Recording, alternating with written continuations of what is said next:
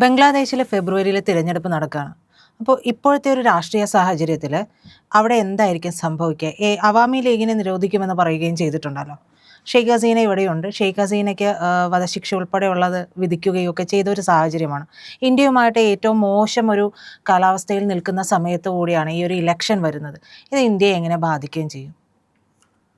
ഇത് ഇന്ത്യയെ ബാധിക്കുന്നതിനേക്കാൾ കൂടുതൽ ആക്ച്വലി ഒരു റീജിയണൽ ഇൻസ്റ്റെബിലിറ്റിയാണ് അവിടുത്തെ മെയിൻ ഇഷ്യൂ. ഇന്ത്യയെ ബാധിക്കുന്ന കാര്യം അതായിരിക്കും ഒരു പക്ഷേ ബംഗ്ലാദേശിനെ സംബന്ധിച്ച് ഇപ്പോൾ നടക്കാൻ പോകുന്ന ഇലക്ഷൻ എന്ന് പറയുന്നത് വളരെ അൺഡെമോക്രാറ്റിക് ആയിട്ടുള്ള ജനാധിപത്യ വിരുദ്ധമായിട്ടുള്ളൊരു ഇലക്ഷനാണ് അവിടെ നടക്കാൻ പോകുന്നത്. കാരണം അവാമി ലീഗ് എന്ന് പറയുന്ന അവരുടെ ഏറ്റവും ഒരു പ്രസക്തമായൊരു പാർട്ടി, അതായത് ബംഗ്ലാദേശിൻ്റെ ലിബറേഷന് വേണ്ടിയിട്ട് ഇത്രയധികം പ്രവർത്തിച്ച വേറൊരു പാർട്ടിയില്ല. 15 വർഷത്തോളം അധികാരത്തിലുണ്ടായിരുന്ന ഒരു പാർട്ടിയാണ്. അവരെ മാറ്റി നിർത്തിക്കൊണ്ടൊരു ഇലക്ഷൻ നടക്കുക എന്ന് പറഞ്ഞാൽ ഏറ്റവും കൂടുതൽ അൺഡെമോക്രാറ്റിക് ആയിട്ടുള്ളൊരു ഇലക്ഷൻ പ്രോസസ്സാണ് അവിടെ കാണാൻ പോകുന്നത് അവിടുത്തെ ജനങ്ങൾ.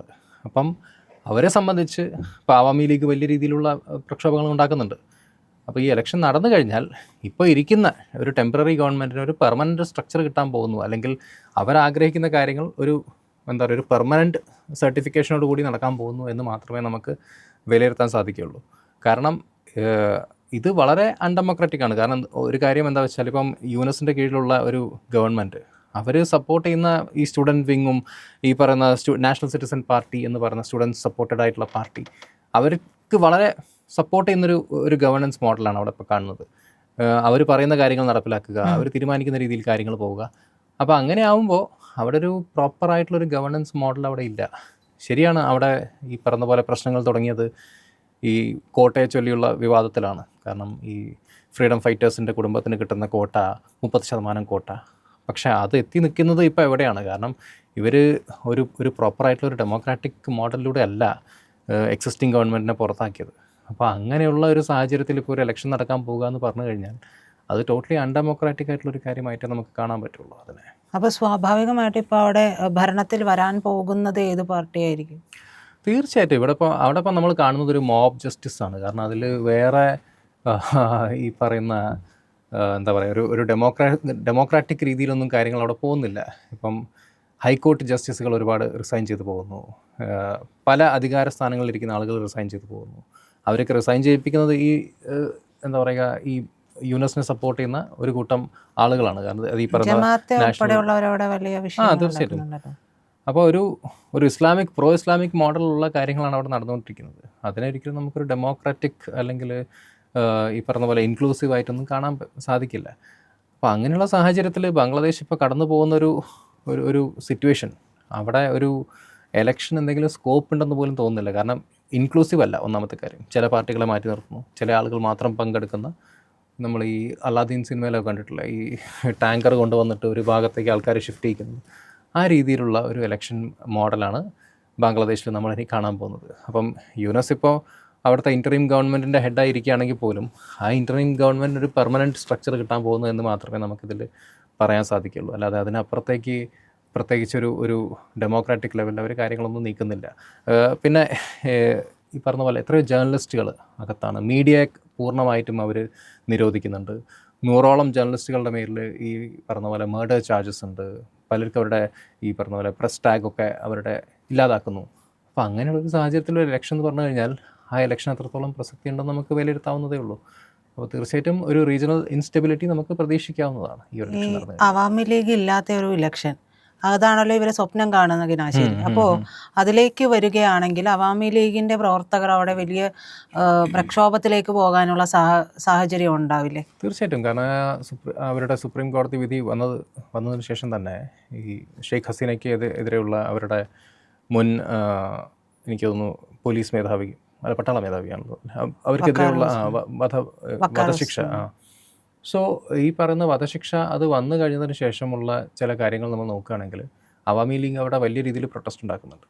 അപ്പോൾ ഈ പ്രൊട്ടസ്റ്റിന് കാരണം ഇതൊരു ബയസ്ഡ് ആയിട്ടുള്ള ഒരു കോടതി വിധിയാണ്. കാരണം അവർ ട്രയലിൻ്റെ ഭാഗമായിരുന്നില്ല. അപ്പോൾ ഇങ്ങനെ കോടതി വിധികൾ അവിടെ കൊണ്ടുവരാൻ ഇവർക്ക് സാധിക്കും. അതായത് ഈ പറഞ്ഞ പോലെ പ്രഷർ ചെലുത്തിക്കൊണ്ട് ഇപ്പോൾ ഭരിക്കുന്ന ഇൻ്ററിം ഗവൺമെൻറ്റിന് പല രീതിയിലുള്ള പ്രഷർ അവിടെ ഉണ്ടാക്കാൻ സാധിക്കുന്നു.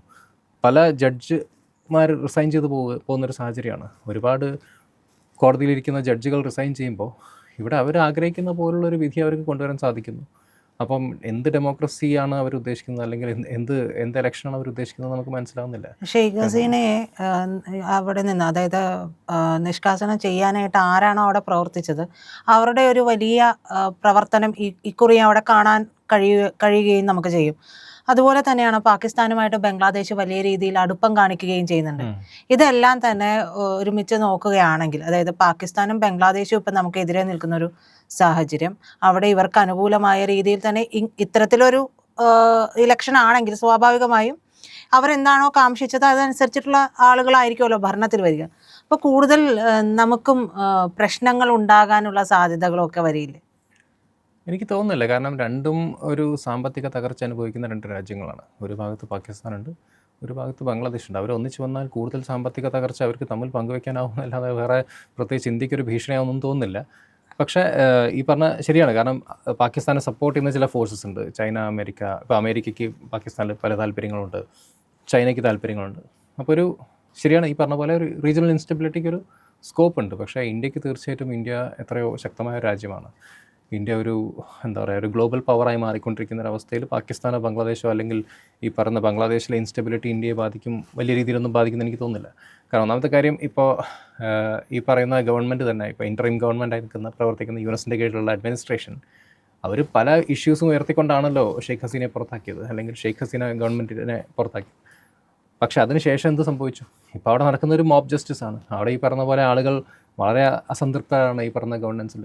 അവർക്ക് നിത്യോപകരണ സാധനങ്ങൾക്ക് പോലും വലിയ രീതിയിലുള്ള എന്താ പറയുക, വലിയ കോസ്റ്റാണ് അവിടെ. അപ്പം എക്കണോമിക് തകർച്ചയാണ് ബംഗ്ലാദേശിലെ ഏറ്റവും വലിയ ഇഷ്യൂ. അപ്പം ദൈനംദിന ജീവിതത്തിൽ പോലും ആളുകൾ ഇത്രയധികം ബുദ്ധിമുട്ടുമ്പോൾ അവർക്ക് ഈ പറഞ്ഞ പോലെ യുനെസോ അല്ലെങ്കിൽ മറ്റേതെങ്കിലും പാർട്ടിയൊന്നുമല്ല, അവരുടെ ഡെയിലി കാര്യങ്ങൾക്ക് പോലും അവർക്ക് ഇത്രയും ബുദ്ധിമുട്ടേണ്ടി വരുന്നുണ്ട് അവിടുത്തെ ജനങ്ങൾക്ക്.